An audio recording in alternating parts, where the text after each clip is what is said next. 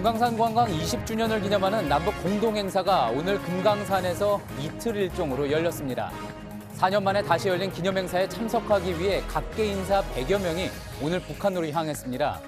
금강산 관광이 다시 시작될지 관심이 커지고 있지만 상황은 녹록지는 않습니다.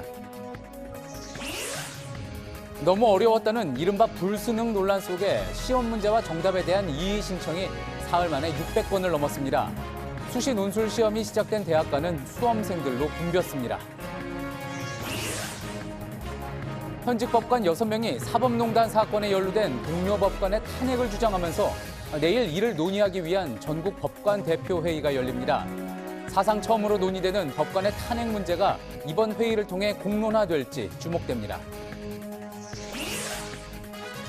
인천 집단폭행 사건의 가해 학생이 숨진 학생의 점퍼를 입고 법원에 출석했다는 사실이 알려지면서 논란이 일고 있습니다. 러시아 출신의 피해 학생 어머니는 아이가 괴롭힘 당하고 있다는 걸 눈치채고도 지켜주지 못했다며 눈물을 흘렸습니다. 미세먼지가 물러나면서 마스크 없이 이번 휴일을 보냈지만 오늘 밤부터는 공기가 다시 나빠질 걸로 보입니다. 미세먼지가 기억력을 나쁘게 하고 지능에도 영향을 주며 출산율까지 떨어뜨린다는 연구 결과가 미국에서 나왔습니다. JTBC 뉴스룸 지금 시작합니다.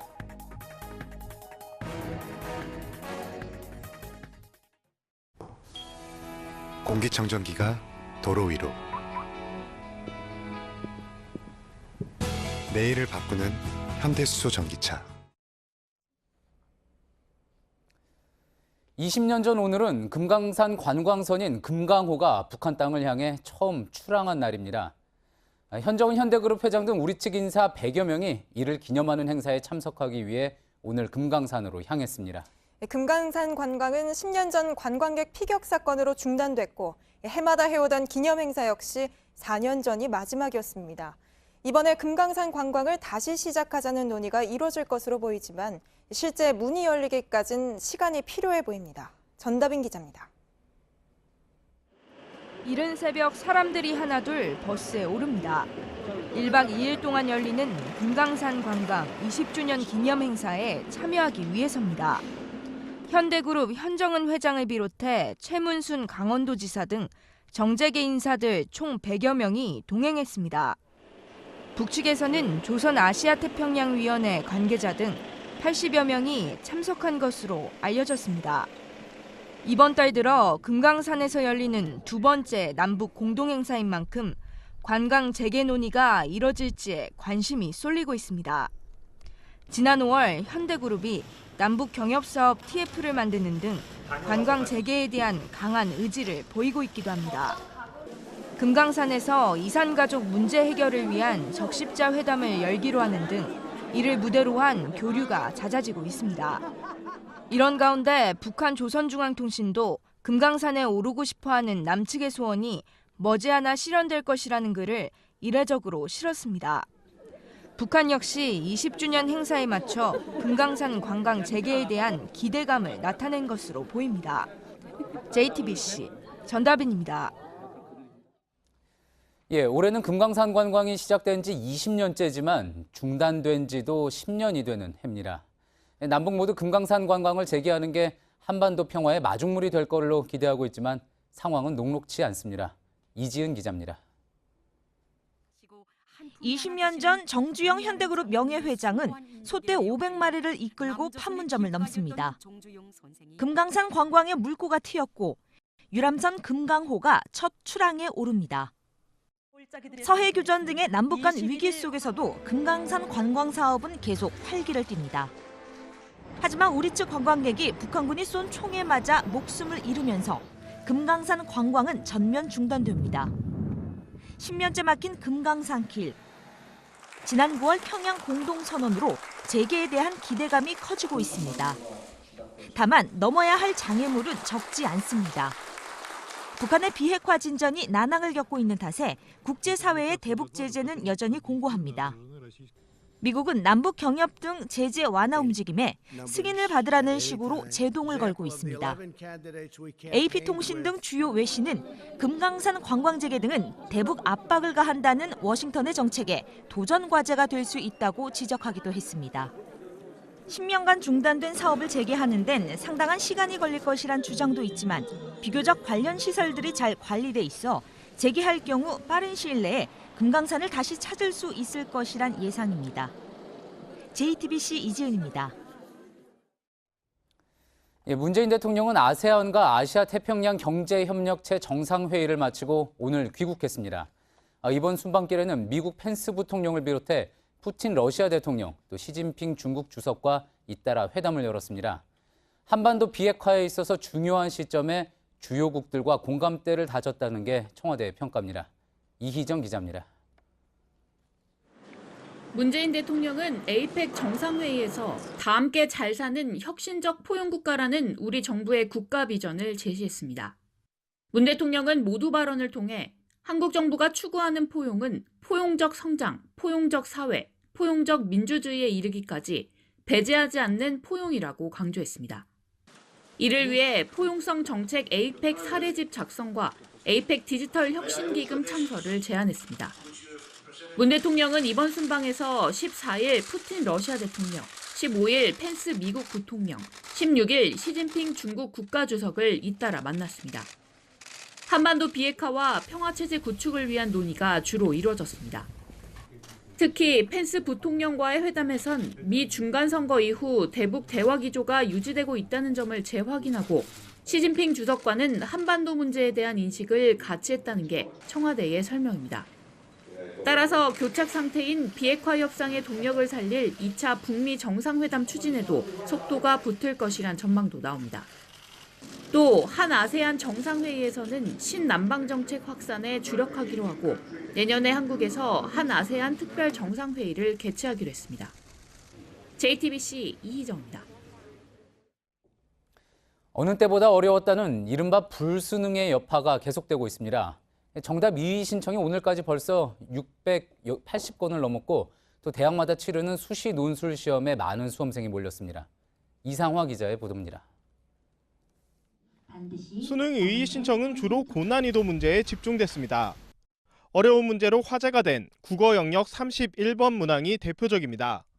지나치게 어렵게 출제됐다고 항의하는 글도 여러 건 눈에 띕니다.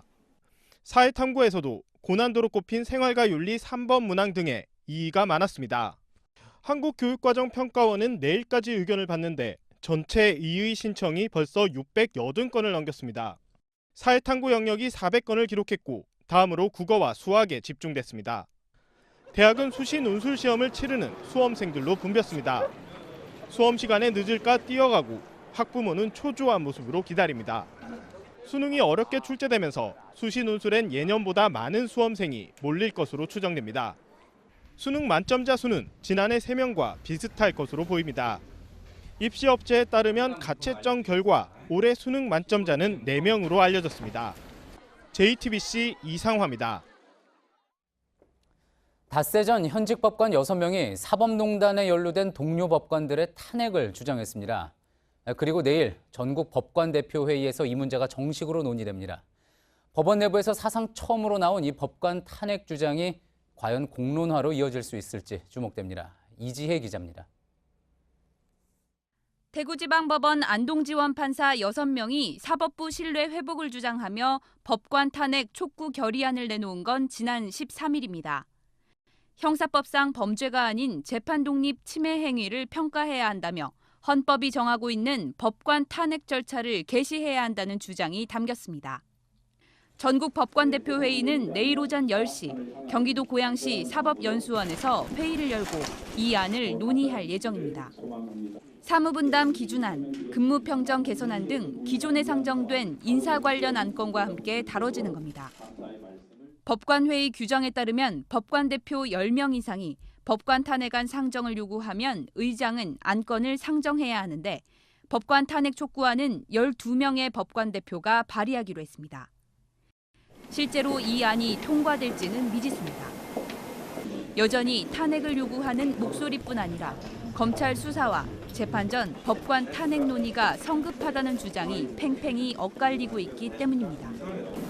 충분한 의견 수렴 과정이 없었다는 지적도 있고 내일 저녁 김명수 대법원장과 전국 법관 대표들의 만찬까지 논의를 마칠지도 확실치 않습니다.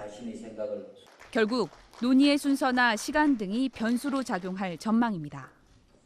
만약 법관 탄핵안이 가결된다면 공론화는 한층 탄력을 받을 수 있겠지만 부결될 경우 당분간 법원 내 탄핵 관련 논의는 쉽지 않을 전망입니다.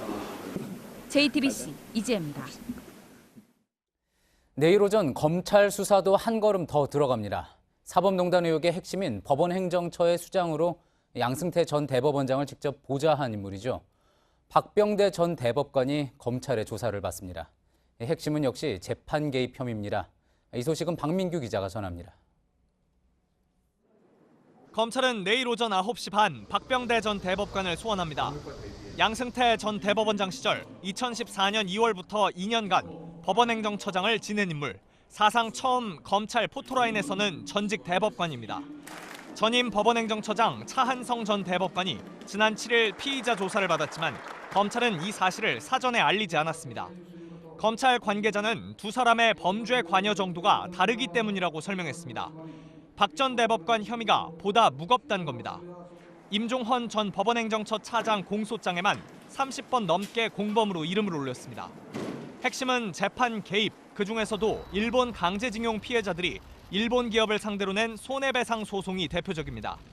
박 전 대법관이 김기춘 전 비서실장 공관을 찾아 이 재판 처리를 놓고 논의했고 1년의 과정을 거쳐 실제로 선고가 미뤄졌다는 게 검찰 판단입니다. 이 밖에 검찰이 보는 개입 사례는 옛 통합진보당 의원 지위 확인 소송, 전교조 법외 노조 소송도 있습니다. 모두 박근혜 정부 관심 사건입니다. 또 박 전 대법관이 박근혜 전 대통령 비선 의료진 소송 정보를 빼돌리고 법원 비자금 조성에도 관여했다고 검찰은 의심합니다. 혐의가 많은 만큼 여러 차례 조사할 계획입니다. 검찰은 후임 법원행정처장인 고영한 전 대법관까지 조사한 뒤 양승태 전 대법원장을 소환할 계획입니다. JTBC 박민규입니다. 경찰이 이른바 해경군 김 씨가 이재명 경기지사의 부인 김혜경 씨라는 결론을 낸 지 이틀째입니다. 이 지사는 집 밖으로 모습을 드러내진 않으면서 망신주기 왜곡 수사라며 수사 결과를 반박하는 동영상을 올리는 등 여론전을 이어갔습니다. 정치권 공방도 갈수록 뜨거워지고 있는데요. 경찰은 내일 사건을 검찰에 넘길 예정입니다. 유정화 기자입니다. 이틀째 공식 일정 없이 자택에 머문 이재명 경기지사는 유튜브 계정에 경찰의 주장을 조목조목 반박하는 영상을 올렸습니다. 트위터가 처음 사진을 공유했다는 거짓 가정하에 사진 주인이 트위터 계정주라 단정한 경찰의 무지와 용기가 가상합니다. 트위터에도 경찰과 부인 김혜경 씨 중 누구 말이 맞느냐는 설문을 올려 사실상 경찰의 수사 결과가 무리수라고 지적했습니다. 경찰이 제시한 핵심 증거를 들어 트위터에 올린 사진을 캡처해 카카오 스토리에 공유했다면 동일 인물이냐고 물은 겁니다. 이 지사는 또 해경군 김 씨 계정을 갖고 있지 않아 분석을 못하고 있다며 경찰의 수사 결과를 뒤집을 자료를 제보해달라는 글을 페이스북에 올리기도 했습니다. 정치권의 공방도 거세지고 있습니다. 자유한국당 등 야3당은 이 지사의 사퇴를 요구하고 민주당을 향해선 부적격 인물을 공천한 책임을 져야 한다고 공세를 폈습니다. 민주당 내에선 경찰 수사 결과가 사실이라면 이 지사가 책임져야 한다는 의견도 나왔지만 이 지사 측이 강하게 부인하고 있는 만큼 당 지도부는 상황을 더 지켜봐야 한다며 신중한 반응도 나왔습니다. 어제 대변인 다 냈잖아요. 해경군 김 씨 트위터 계정주가 김혜경 씨라는 결정적 증거를 확보했다고 밝힌 경찰은 내일 김 씨를 기소 의견으로 검찰에 송치할 예정입니다. JTBC 유정표입니다. 이틀 전 강원도 양구 전방사단 GP에서 발생한 김모일병 총기 사망과 관련해서 온라인을 중심으로 각종 추측과 의혹이 난무했습니다. 청와대 국민청원 게시판에도 진상규명을 요청하는 글이 수십 건 오르기도 했는데요. 군 당국이 오늘 그동안의 수사 상황을 설명하는 자리를 가졌습니다. 홍지용 기자입니다. 육군본부는 김일병이 열상감시 장비인 TOD 운용병이며 사고 당시 야간 경계 근무에 투입됐다고 밝혔습니다. 김일병은 GP 통문에서 실탄을 지급받고 상황실로 가기 전 화장실에 다녀오겠다며 혼자 간이 화장실로 향했고 그 모습이 CCTV에 찍혔다고 군 당국은 전했습니다. 이어 오후 5시쯤 총성이 울렸고 김일병은 총상을 입고 쓰러진 채 발견됐습니다. 군은 현장에서 김일병의 K2 소총 한정과 탄피 1개가 발견됐고 다른 인원의 총기와 실탄에는 이상이 없다고 알렸습니다. 또 GP에 투입될 때는 TOD 운용병도 소총과 탄약을 지급받는다고 설명했습니다. 외부에서 누가 침입하거나 총알이 들어온 흔적도 없고 같은 날 양구 관광지인 제사 땅굴이 2달간 임시 휴관한 것도 이 사건과는 무관하다고 답했습니다. 그러나 대공 혐의점이 없다는 군의 첫 발표 이후 인터넷에서는 군에서 은폐했다, 북한 소행이다 등의 의혹과 억측이 확산됐습니다. 진상규명을 요구하는 청와대 국민청원도 잇따랐습니다. 수사 상황 설명에 나선 군 당국은 어제 유가족이 지켜보는 가운데 현장 감식을 실시했다며 내일 시신을 부검하기로 했다고 밝혔습니다. 또 구타나 가혹행위 등이 있었는지 조사하고 있다고 덧붙였습니다. JTBC 홍지용입니다. 인천 중학생 집단 폭행 사건의 가해 학생이 구속될 당시 입고 있던 점퍼가 숨진 학생에게서 빼앗은 것으로 드러나면서 비판 여론이 커지고 있습니다. 이러한 사실은 숨진 학생의 러시아 국적 어머니가 저 패딩도 내 아들 것이라며 인터넷에 글을 올리면서 알려졌습니다. 이 어머니는 저희와의 인터뷰에서 아들이 사고 당시 왜 반팔 차림이었는지 의아했다며 괴롭힘 당하는 걸 눈치채고도 타지에서 홀로 아이를 키우느라 지켜주지 못했다고 자책했습니다. 이수진 기자가 취재했습니다. 프로게이머를 꿈꾸던 아이는 올해 들어 부쩍 말이 없어졌습니다. 엄마는 왜 외국 사람이냐고 물었습니다. 옷과 휴대폰도 자주 잃어버렸습니다. 가져와 다음에 가져와 안 가져오는 거 있었어요. 가해자로 지목된 4명 중 A군은 집에 자주 놀러오던 아들의 초등학교 동창이었습니다. 덩치 큰 친구가 키 작은 아들과 어울리는 게 든든했지만 최근엔 이상한 정황이 많았습니다.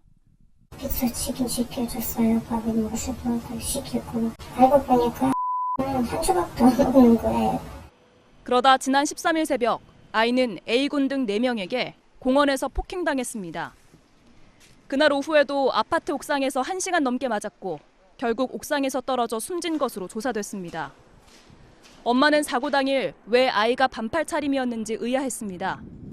그런데 TV로 본 가해자가 아들 옷을 입고 있었습니다. 장례식장에서 뉴스 보니까 우리 아들 옷이에요. 생각 보니까 뺏겼나 봐요. 엄마는 울었고 마음은 무너져 내렸습니다. 아이가 괴롭힘 당하고 있다는 걸 눈치채고도 곁을 지켜주지 못한 죄책감이 크다고 했습니다. 타국에서 홀로 아이를 키우려면 늘 일을 해야 했기 때문입니다. 일하니까 계속 전화했었어요. 손 잡아야 되는데 제가 그런 건 못했나 너무 미안했어요. 이런 사실들이 알려지자 온라인에선 가해 학생들에 대한 강력한 처벌을 촉구하는 글들이 잇따르고 있습니다. JTBC 이수진입니다. 침을 뱉고 목을 졸라 기절시키는 등 경남 거제의 한 고등학생을 1년가량 괴롭혀왔던 또래 학생들을 처벌해달라는 청원이 제기됐습니다. 피해 학생 부모라고 밝힌 A씨는 가해 학생들이 교회와 학교에서 상습적으로 폭언과 폭행을 저질렀다고 밝혔습니다. 또 가해 학생들에게 기절시킨 이유를 묻자 궁금해서 재미있어서라고 대답하기도 했다고 말했습니다. 아빠가 없는 것을 놀리고 엄마에 대한 성적인 욕을 퍼부어 아들이 자살까지 생각했다고 밝혔습니다. 오늘 오후 5시 반쯤 경기도 고양시에 있는 이케아 매장에서 화재 경보기가 울려 방문객이 대피하는 소동이 벌어졌습니다. 당시 매장 지하에서 연기가 나면서 화재 경보기가 울리고 대피 방송이 나온 것으로 알려졌습니다. 하지만 20분 만에 경보기가 꺼지면서 방문객들은 다시 매장으로 입장했습니다. 소방당국은 지하 3층 방제실에서 전선이 합선되면서 연기가 피어오른 것으로 보인다며 정확한 원인을 파악하고 있다고 밝혔습니다. 등산을 하다가 갑자기 심정지가 와서 숨지는 일이 매년 발생하곤 하는데요. 앞으로는 드론으로 심장 충격기를 전달받을 수 있게 됐습니다.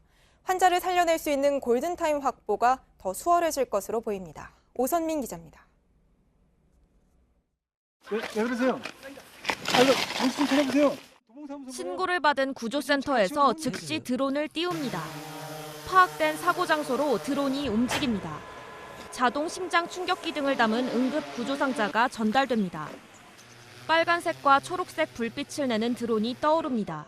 바람 아래 해변은 저녁 8시부터 다음날 아침 8시까지 출입이 통제되고 있습니다. 열화상 카메라로 걸어가는 사람들을 확인할 수 있습니다. 곧 만조 이용이 조속히 육지로 이동하여 주시기 바랍니다.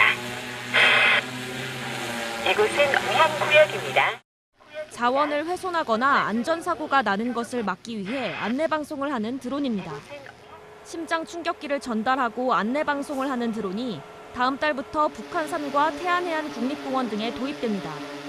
구급용과 순찰용을 합쳐 모두 6개의 드론이 먼저 활용됩니다. 점차 전국의 국립공원으로 확대될 예정입니다. 우려의 목소리도 나옵니다. 지난 2015년엔 해운대 피서객들을 살피던 드론이 추락하는 사고가 났습니다. 인파 속으로 떨어졌다면 큰 인명피해가 날 뻔했습니다.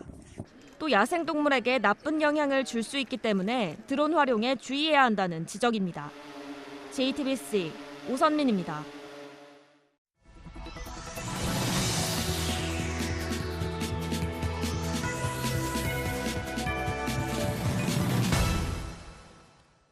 경피용 BCG 백신에서 최근 독성 중금속인 비소가 기준치 넘게 검출돼서 논란이 됐습니다.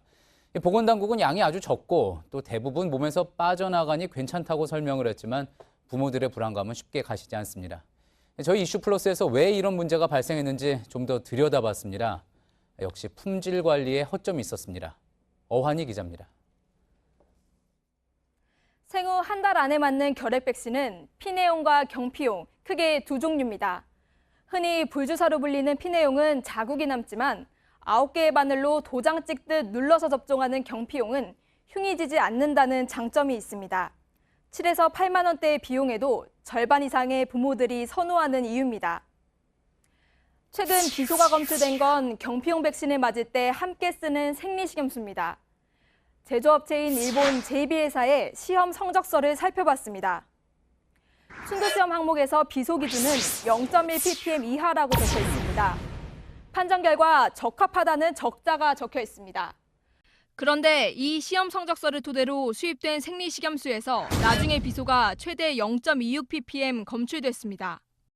식염수가 유리 앰플에 담기기 전과 후가 달랐다는 게 식약처의 설명입니다. 앰플을 밀봉하기 위해 가열할 때 비소가 유리에서 녹아나와 식염수로 들어갔다는 겁니다. 앰플에 담기 전에는 문제가 없었지만 담은 후 비소가 초과 검출된 이유입니다. JB회사는 2009년 4월부터 동일한 생산 품질 관리 체계에서 백신을 만들어 왔습니다. 하지만 유리 앰플에 담긴 생리식염수를 검사한 건 이번이 처음입니다. 때문에 비소가 검출된 백신 식염수는 10년 가까이 사용된 것으로 추정됩니다. 그동안 우리나라에서는 왜 알아내지 못했을까요? 식염수 품질 검사는 따로 진행하지 않기 때문입니다. 생물학적 제재로 분류되는 백신은 국가 출하 승인 의약품으로 국가에서 관리합니다. 하지만 첨부용제인 생리식염수는 그 대상이 아니어서 제조업체가 제출한 시험 성적서로 대체해 온 겁니다.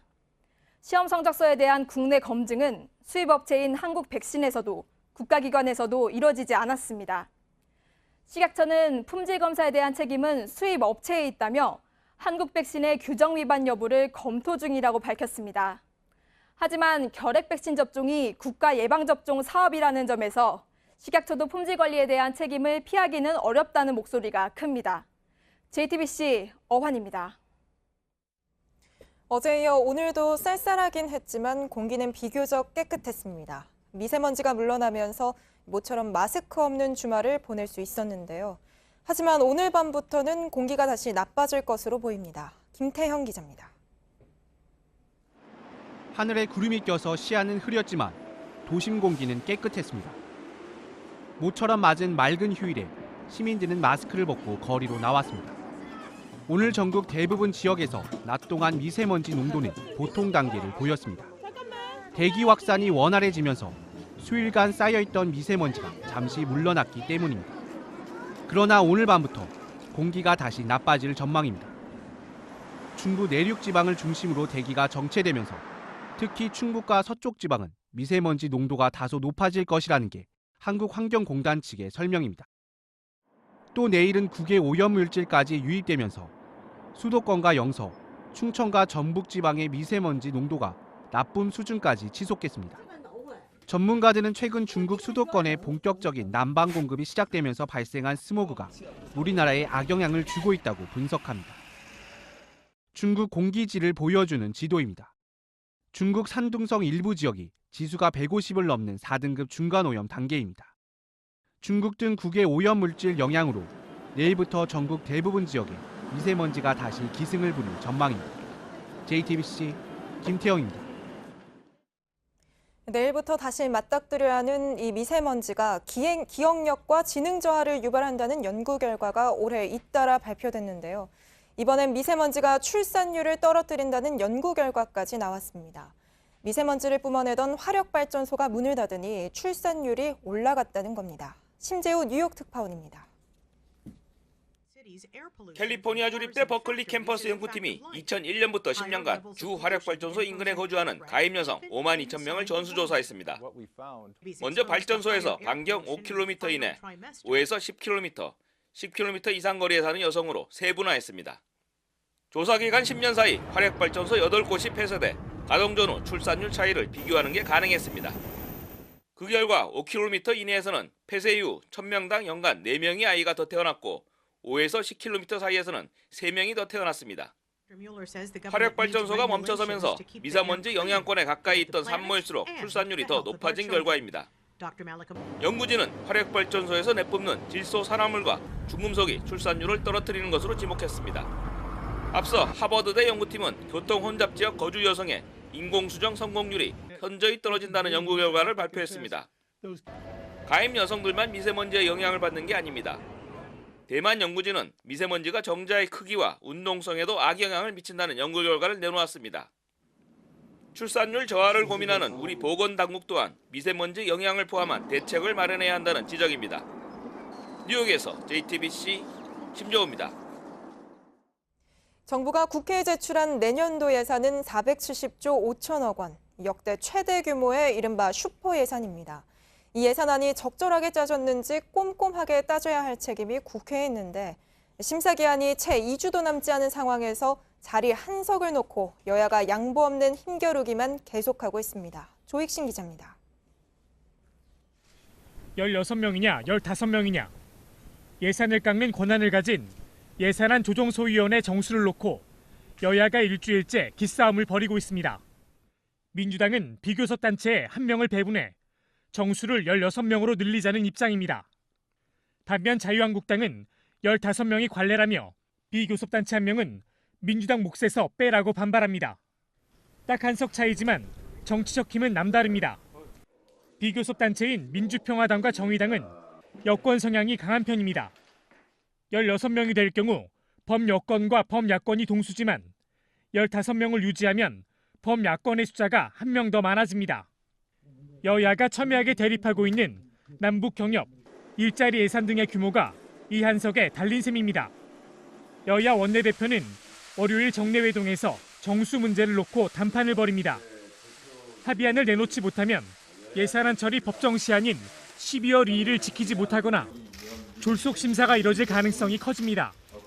예산안 조정소위는 지난 15일부터 운영될 예정이었습니다. JTBC 조익신입니다. 지난주 발달장애인 아들을 둔 한 50대 어머니가 스스로 목숨을 끊었습니다. 혼자 아들을 돌보는 게 버거워서인데요. 몸은 다 큰 어른이어도 어린아이 같은 발달장애인, 이들을 돌보고 시간을 보내는 건 오롯이 가족들 책임으로 남겨져 있는 상황입니다. 이들의 목소리를 박창규 기자가 들어봤습니다. 50대 여성 A씨는 지난 15일 아파트 15층에서 투신했습니다. 17살 발달장애인 아들을 남겨둔 채였습니다. 죽겠어요 그래. 굉장히 창백해. 기운이 없어 보이고. 덩치는 어른이지만 어린애 같은 아들을 돌보는 건 온전히 엄마 몫이었습니다. 손잡은 엄마와 아들이 지하철역에 들어섭니다. 21살 성인 아들은 열차 안에서 큰 소리로 말 걸고 엄마도 착해. 고마워요. 엄마도 착해. 안절부절 이곳저곳 움직입니다. 발달장애인 아들은 주말이면 갈 곳이 없습니다. 그래서 지하철 타고 그저 시간을 보냅니다. 프로그램이 없을 때는 이제 하루 종일 다닐 때도 있어요. 언제 어떤 돌발 행동을 할지 모르는 아들. 하루 4-5시간 활동 보조 서비스는 항상 모자라고 결국 엄마가 함께할 수밖에 없습니다. 22살 아들은 한참 어린이용 동영상에 빠져 있습니다. 키 큰 어른이지만 혼자 대소변을 가리지 못합니다. 항상 누군가부터 3살 어린이 같은 아들을 돌봐야 합니다. 아직까지는 행복하다고 살았어요, 진짜로.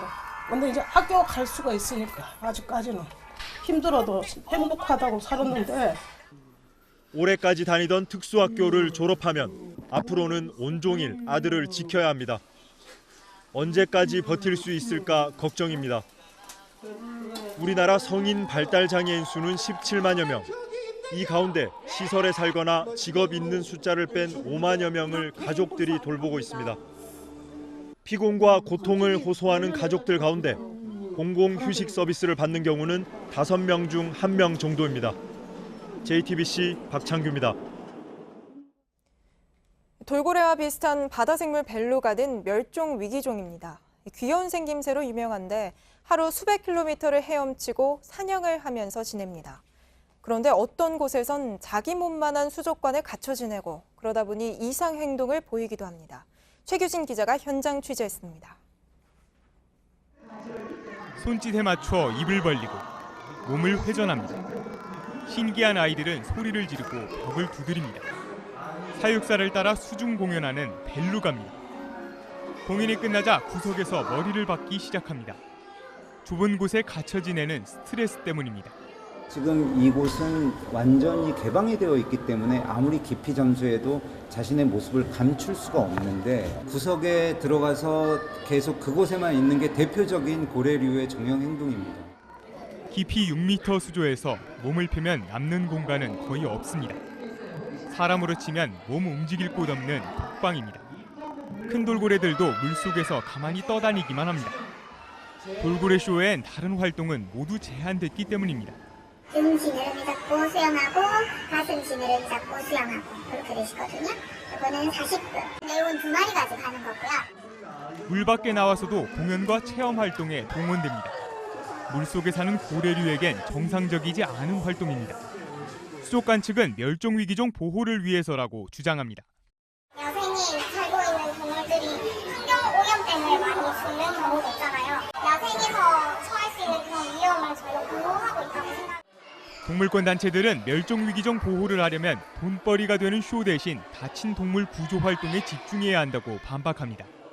지금 현재 한국의 수족관들은 특히 최소한의 동물 복지 규정을 충족시키지 못하는 거죠. 지난 4년 동안 수족관에 살던 돌고래 7마리가 바다로 돌아갔습니다. 국내엔 아직 벨루가 8마리와 돌고래 31마리가 남았습니다. JTBC 최규진입니다.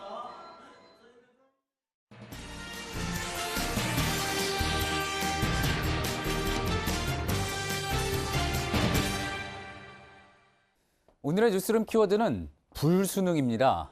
이 불처럼 맵다는 의미를 담아서 유독 어려웠던 수능 시험을 일컫는 말이죠. 국어는 1등급 점수가 14년 만에 최저라고 하고 또 영어 1등급자도 3만 명이 줄 수 있다고 하니 이번 수능 역대급 불수능이라는 이야기가 나올 법합니다. 사실 2000년쯤 수능이 급격하게 쉬워지면서 물수능이라는 말이 먼저 나왔습니다. 2001학년도 무려 66명의 만점자를 배출했던 게 바로 이 물수능의 대표 사례였죠.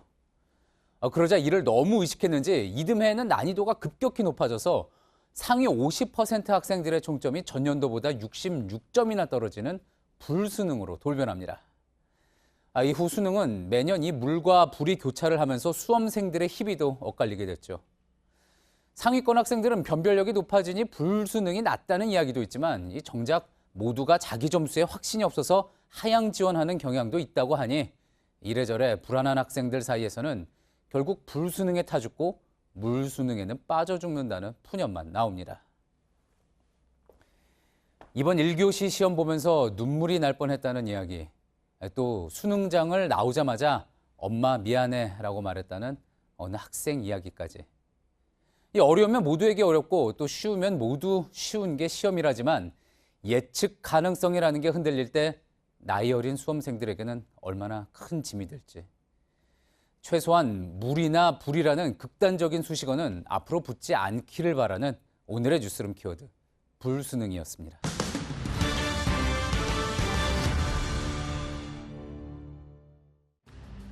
제자를 성폭행한 의혹이 제기된 성신여대 사학과 A 교수에 대해서 경찰이 혐의가 인정된다고 결론 내렸습니다.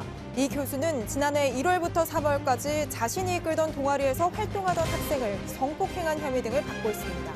이 사건은 지난 3월 성신여대를 졸업한 피해 학생이 학교 측에 피해 내용을 제보하면서 드러났습니다.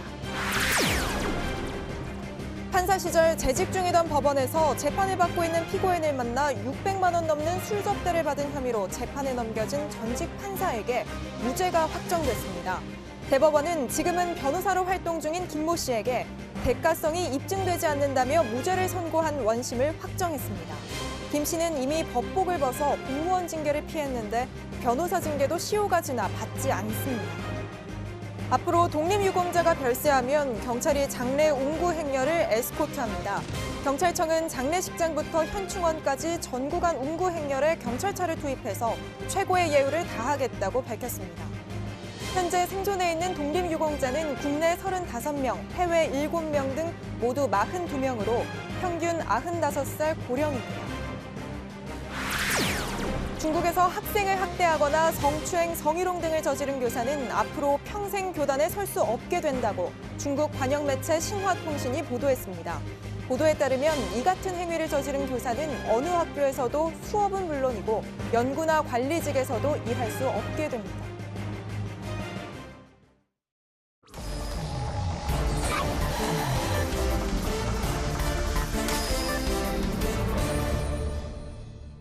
예, 비하인드 뉴스 안지연 기자 나와 있습니다. 안 기자, 첫 번째 키워드 볼까요? 네, 첫 키워드는 박스트라다무스입니다. 박스트라다무스. 예언가 노스트라다무스와 합성한 겁니까? 네, 민주평화당 박지원 의원과 합성한 건데요. 예. 박 의원이 오늘 아침 페이스북에 글을 하나 올렸습니다. 이 페이스북에 고위급 북미 회담 날짜를 예상해서 언급한 건데요. 보시는 것처럼 북미 고위급 회담은 빠르면 이번 주 중, 늦어도 11월 28일경 열릴 수 있다, 이렇게 예상한 겁니다. 아주 정확하게 날짜를 박아서 이야기한 거군요. 네, 그렇습니다. 여기에 더해서 이번 회담이 북미 정상회담의 분수령이 될 것, 이렇게 덧붙이기도 했습니다. 예. 자, 그러니까 폼페이오 국무장관과 김영철 통전부장이 만나는 북미 고위급 정상회담, 뉴욕에서 열릴 수 있다고 저희가 앞서 보도해드리기도 했었었는데 11월 28일로 아주 정확하게 박았습니다. 무슨 근거가 있습니까? 박 의원에게 이 글을 올린 후에 직접 물어보기 위해서 확인하고 싶었지만 박 의원은 이 글을 올린 후 금강산 관광 20주년 행사 참석차 지금은 금강산에 갔기 때문에 직접 확인할 수는 없었습니다. 하지만 박 의원은 평소에 미국 CIA 코리아 인부센터장인 앤드류 김과의 친분을 언급한 적이 있었는데요. 그런데 앤드류 김이 최근 방한한 만큼 두 사람이 만났을 가능성이 제기되고 있는 겁니다. 일단 두 사람이 어느 정도 친분인지는 박 의원이 직접 언급한 바 있었는데요. 이 발언 직접 들어보시죠. 예. 저는 앤디라고 부르는데요.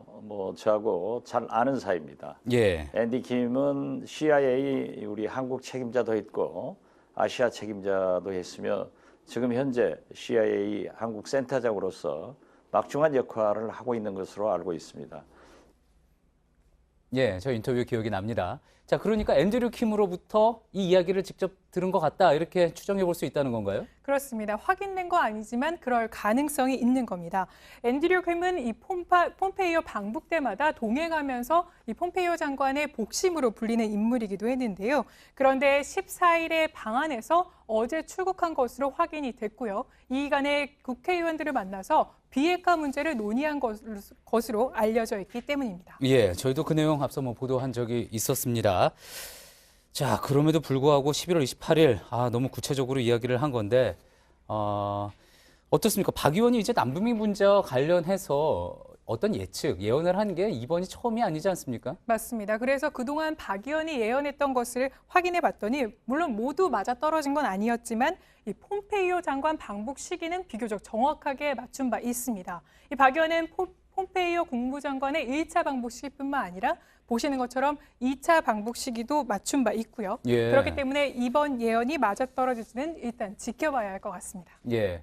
뭐 기사에도 예언이라고 나오기는 했지만 사실 예언이라기보다는 어떤 정보에 근거한 예측이다, 분석이다 이렇게 볼 수가 있는 거겠죠. 맞습니다. 알겠습니다. 다음 키워드 가볼까요? 네, 다음 키워드는 독립부스 논란입니다. 예.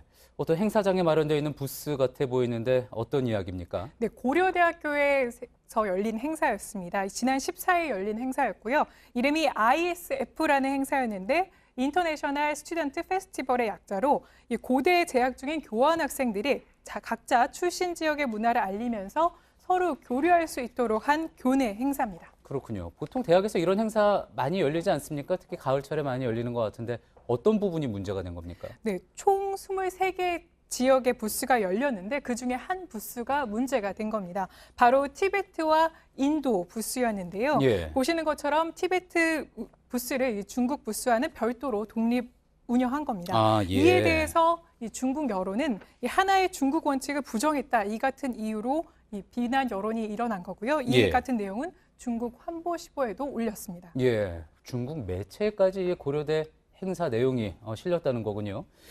자, 지금 보는 것처럼 뭐 티벳하고 인디아 이렇게 분명히 부스가 따로 마련이 되어 있는데 주최 측에서는 이렇게 따로 마련을 한 특별한 이유가 있다고 합니까?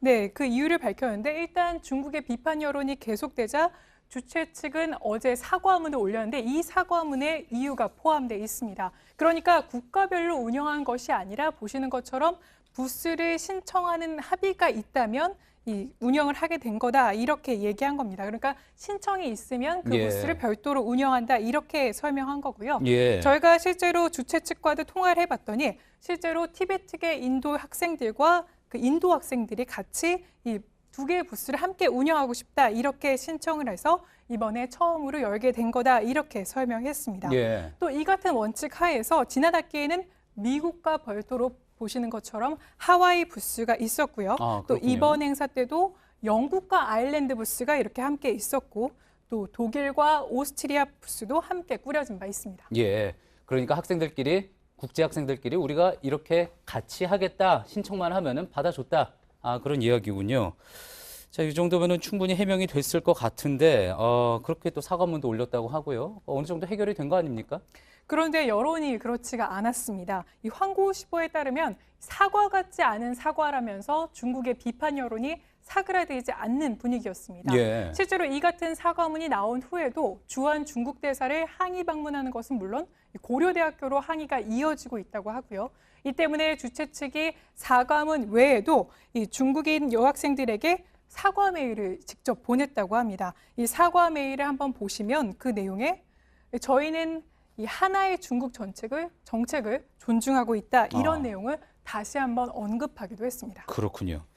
사과문까지 보냈는데도 중국이 계속 그런 반응을 보이고 있다는 것, 그만큼 이 문제에 대해서 중국이 얼마나 민감하게 심각하게 생각하고 있는지 다시 한번 보여주는 것 같군요. 맞습니다. 또 이 같은 논란이 있었던 게 이번이 처음은 아니었습니다. 지난 2016년에는요. 트와이스 멤버 쯔위가 인터넷 방송에서 타이완기를 흔들었다가 중국 비판 여론에 공개 사과를 한 바 있었고요. 예. 또 그보다 앞서 2008년에는 한국에서 베이징 올림픽 성화 봉송 행사에 중국 유학생들이 참석했는데 이곳에서 티베트 독립 문제를 비롯해서 중국의 인권 문제를 지적하는 시위대를 향해서 이 중국 유학생들이 오물을 투척하는 등 폭력을 행사한 바도 있었습니다. 예, 알겠습니다. 잘 들었습니다. 비하인드 뉴스 안지연 기자였습니다.